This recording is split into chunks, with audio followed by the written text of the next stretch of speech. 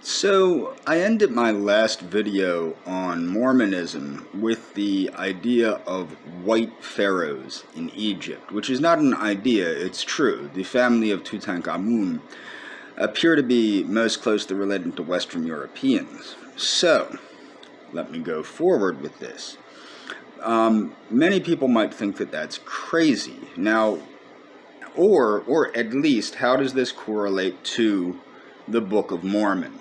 Okay, remember I said there's no biological evidence in the Americas that the Native Americans were Semitic. Okay? What you have to understand about science is science, especially in this modern era, has become very politicized. So there's not any evidence where they're looking. And I don't think you'd find Semitic blood in the Americas anyway. However, what you may find is Caucasian blood, Western European blood, Northern European blood.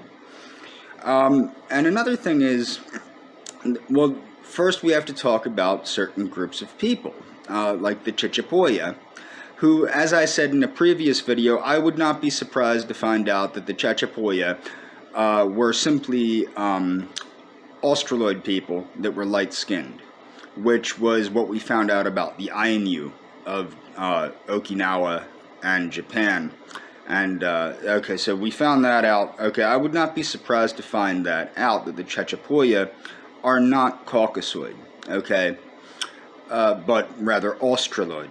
And that the Spaniards, see, the thing is with the Spaniards witnessed and worked with the Chachapoya to overthrow the Incan Empire, okay, and to help liberate the other tribes that were under the domination of the Incans.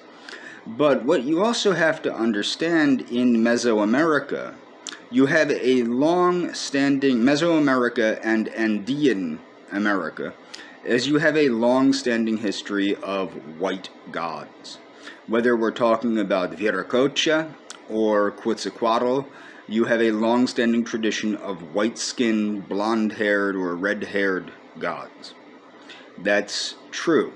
But it's not just in the Americas, okay? You also have the same thing in China, and you have the same thing throughout the world.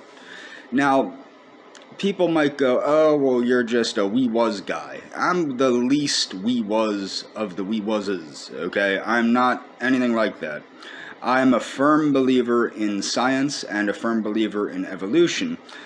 In fact, I would say people like to make the mistake that skepticism is skepticism is this new religion of scientism.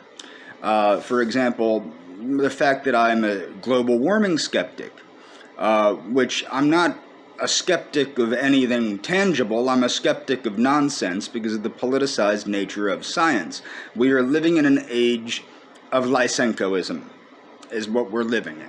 So, essentially, we're living in a world where they find the truths that they're looking for, but they omit the truths that they don't want the public to know about.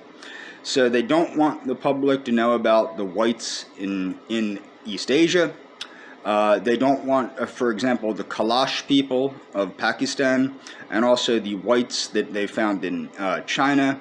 I've discovered that I have to use DuckDuckGo in order to search this stuff now. I did find a way around Google's censorship of this information, and that's to use DuckDuckGo. I hope this video doesn't get taken down due to the fact that YouTube is a Google affiliate, it's a Google subsidiary, it's part of Google.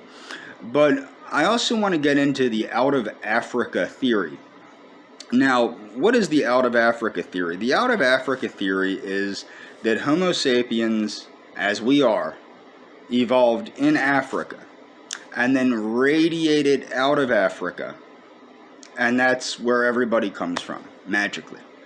Okay, I never believed that. And mind you, that's not the only hypothesis. There's another hypothesis that we know that makes a lot more sense with a lot of the evidence we're finding with Denisovan populations, Neanderthal populations, with Homo floresiensis, with the intermixing of Homo sapiens with these people. So you have to remember, Denisovans and Neanderthals are not Homo sapiens. So you have the Neanderthals in Europe and the Denisovans in Eurasia, and you have more Denisovan blood, these are fractions of a fraction, but a little bit makes a big difference in the expression of the phenotype. So in East Asia you have more Denisovan blood, and in Europe you have more Neanderthal blood, or Neanderthal as they say sometimes.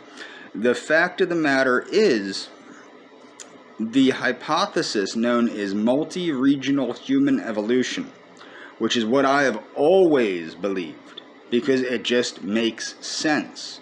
So multi-regional human evolution is the concept that Homo erectus evolved in Africa, and then it's not even really that different than the out of Africa theory. So the multi-regional evolution theory is that Homo erectus evolved in Africa and then radiated out from Africa.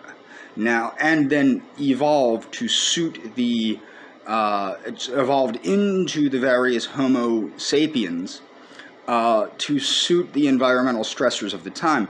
However, what I would say with the multi-regional evolutionary theory is that we also have to take into consideration this intermixing of Neanderthal and Denisovan and other pre-human and basically the other humans that we were sharing, that our ancestors were sharing the earth with at that time, that are actually our ancestors.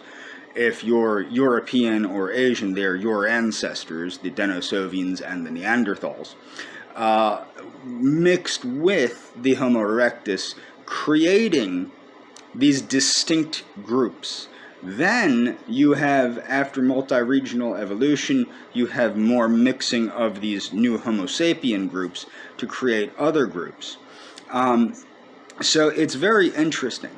But to get back to the concept of the white pharaohs in Egypt, and then how that ties into the Book of Mormon. So you have white pharaohs in Egypt, yada yada yada. You have white Indians in Pakistan or India with the Kalash, and then of course you have these white Indians in Peru, which are the Chechapoya, and you have these white gods, this Quetzalcoatl and Viracocha, and these things.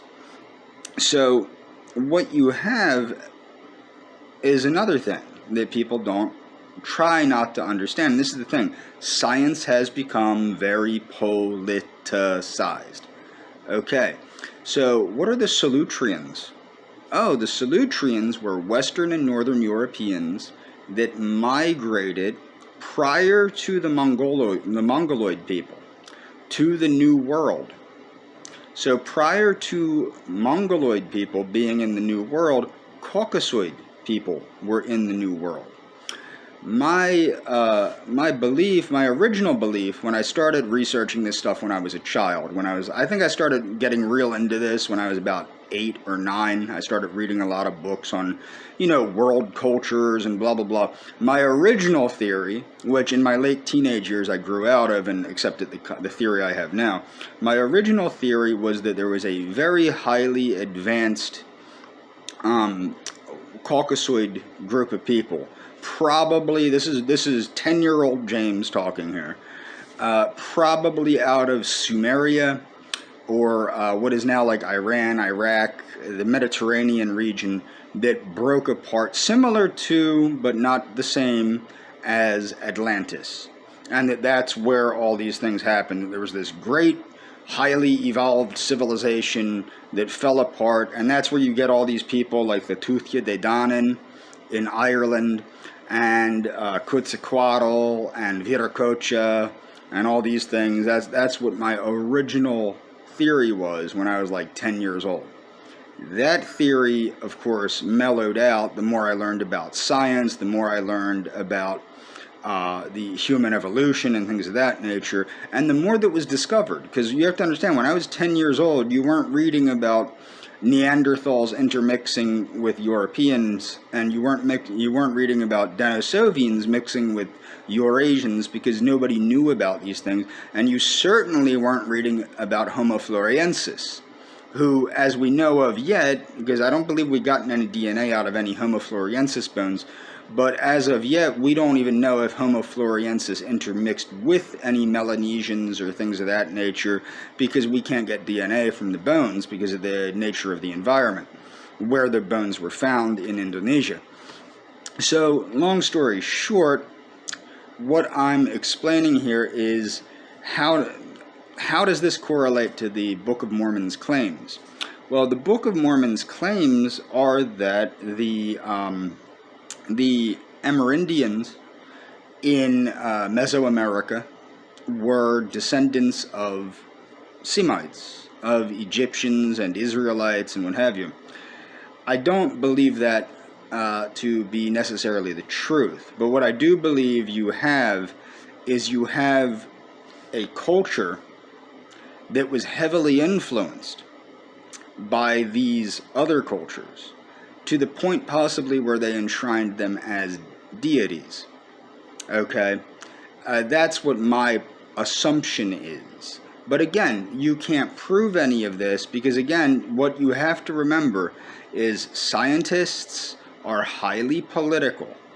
They work, basically how it works, I brought up how Niccolò Machiavelli stated that you can't have a military of mercenaries. Well, you can't have a scientific community of mercenaries either, which is why we have global warming the way global warming is, where you're not allowed to question it or you lose your credibility.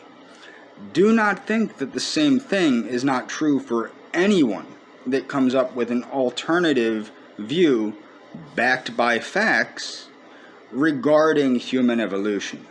You will be destroyed. And you have to remember, the out of Africa theory is a newer theory of evolution, of human evolution. The multi-regional theory of evolution was the commonly accepted theory prior to that.